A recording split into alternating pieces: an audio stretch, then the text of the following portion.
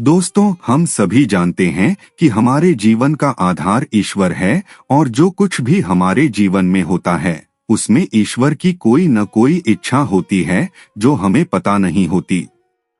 और इसलिए ये कहा जाता है कि जो होता है अच्छे के लिए होता है, क्योंकि हो सकता है ईश्वर ने इससे कुछ और अच्छा सोच रखा हो। हम में से ज्यादातर लोग इस बात को भली भांति जानते भी हैं और इसलिए हम रोज सुबह उठकर ईश्वर की पूजा और आराधना करते हैं।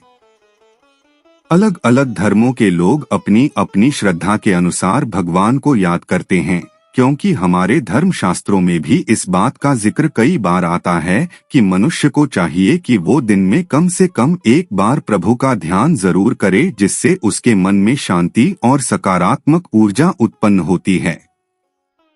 मन को एकाग्र करके ईश्वर की आराधना करने से मन के अंदर की जो अशांति है उसका नाश होता है और मनुष्य का पूरा दिन बहुत ही अच्छा जाता है।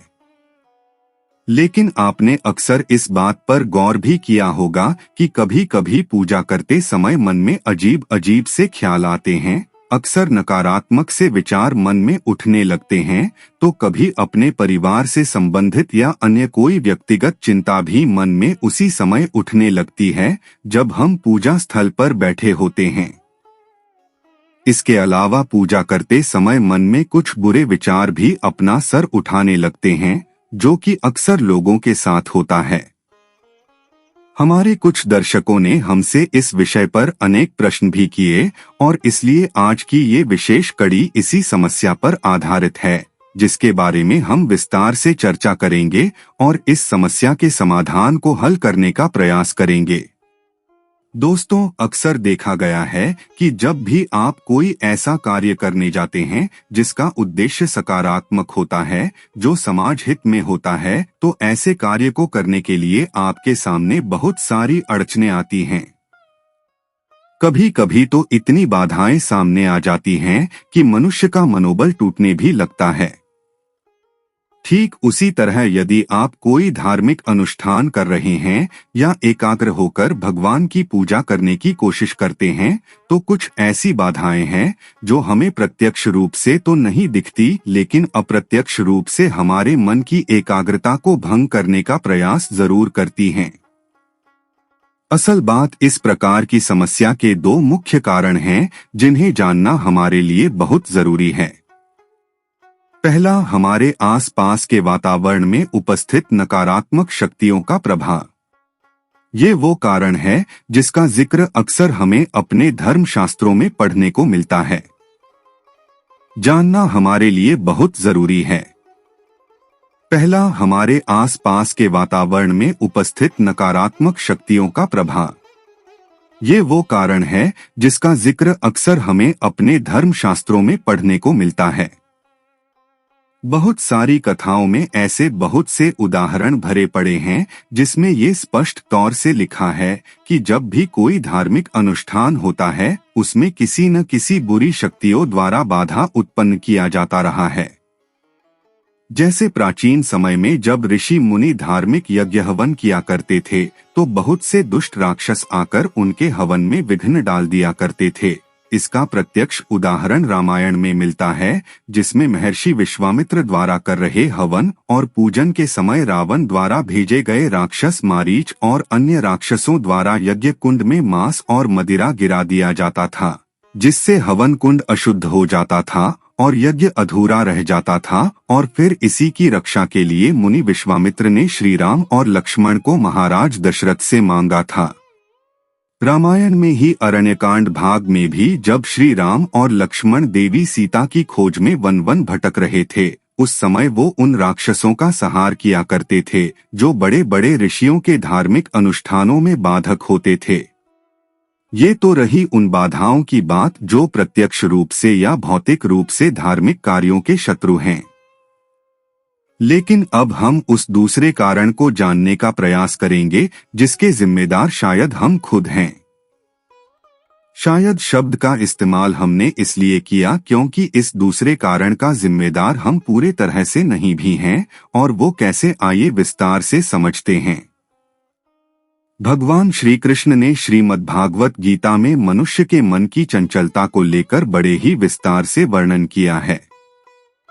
और ये वही मन है जो मनुष्य को अप्रत्यक्ष रूप से सही कार्य को करने में बाधा उत्पन्न करता है। श्री कृष्ण कहते हैं कि मन मनुष्य के हृदय का एक ऐसा अंग है जिसके नियंत्रण में पूरा शरीर रहता है। वो इसलिए क्योंकि मन अक्सर मनुष्य की बुद्धि को अपने अधीन कर लेता है और उससे वो काम करवाता है जो मन को अच्छा लगे। इस मन की सबसे बड़ी खासियत ये भी है कि मन को ज्यादातर वही बातें पसंद भी आती हैं जो बुरे होते हैं या जिसका संबंध ज्यादातर विलासिता से होता है। मन कभी भी एक जगह स्थिर नहीं रहता। उसमें इतनी शक्ति होती है कि वो पूरे संसार और यहाँ तक कि स्वर्ग तक की यात्रा कर सकता है। इसलिए मन को चंचल कहा गया है। पूजा अथवा ध्यान करते समय साधक के सामने सबसे बड़ी चुनौती होती है अपने मन को वश में करना और एकाग्र होकर प्रभु का ध्यान करना।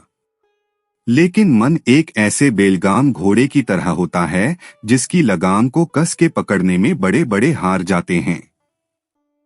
खास तौर से अगर आप कहीं शांत जगह बैठे हैं या आप अकेले हैं, उस समय आपका मन बहुत तरह की बातें सोचता है। आपने अभी तक क्या किया और आगे क्या करने का मन हो रहा है, ऐसी बातें एक मनुष्य के मन में उठती रहती हैं। और इसलिए पूजा स्थल भी एक ऐसी जगह मानी गई है जहां बैठकर मनुष्य अपने आप को बहुत शांत महसूस करता है और फिर मनुष्य का मन अपना काम करना शुरू करने लगता है। इस बात को एक उदाहरण से समझने की कोशिश करते हैं। माना कि हमने कोई शाम एक फिल्म देखी और फिर दूसरे दिन हम स्नान करके पूजा करने बैठ गए।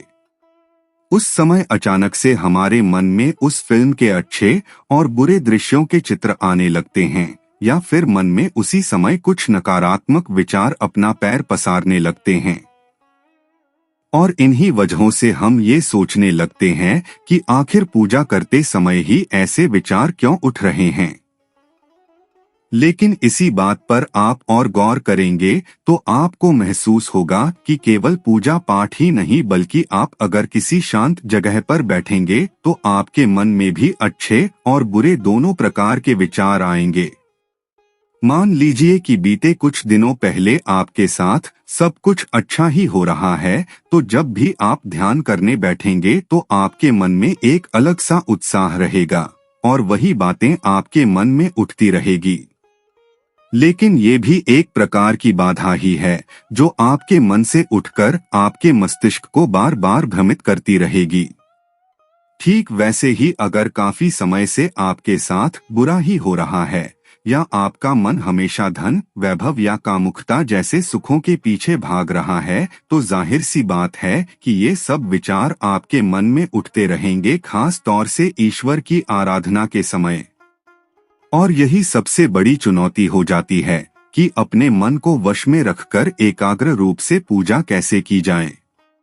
इसके संदर्भ में एक बहुत ही प्रसिद्ध कथा जो कि अक्सर सुनने में आती है, और वो ये है कि जब एक बार महर्षि विश्वामित्र घोर तपस्या कर रहे थे तो उनकी इस तपस्या से देवराज इंद्र को चिंता होने लगी कि कहीं विश्वामित्र इंद्र पद के लिए तो तप नहीं कर रहे, और यही सोचकर इंद्र ने मेनका नाम की अप्सरा को विश्वामित्र की तपस्या भंग करने के लिए भेजा। परिणाम ये हुआ कि मेनका ने अपने काम बाण से विश्वामित्र की तपस्या भंग कर दी, लेकिन कुछ समय बाद विश्वामित्र फिर से अपने तप में लीन हो गए और बहुत काल बाद जब उनकी भेंट श्री राम से हुई तो उन्होंने इस विषय पर उन्हें विस्तार से समझाया कि हे राम, ये जरूरी नहीं कि साधारण मनुष्य ही मन के वश में हो सकता है। मेरे जैसे ऋषि भी कभी कभी मन के वश में होकर भ्रमित हो जाते हैं, और ये एक प्रकार की परीक्षा भी है जो अक्सर ईश्वर अपने भक्तों की लिया करते हैं। लेकिन जो भी इस कठिन परीक्षा को अपनी योग साधना और एकाग्रता से जीत लेता है वही अपने मन पर विजय प्राप्त कर सकता है। दोस्तों, आज के वीडियो में इतना ही। आशा करते हैं आपको यह वीडियो पसंद आया होगा। ऐसे ही अन्य वीडियो के लिए हमारे चैनल को सब्सक्राइब करें और इस वीडियो को लाइक व शेयर करें।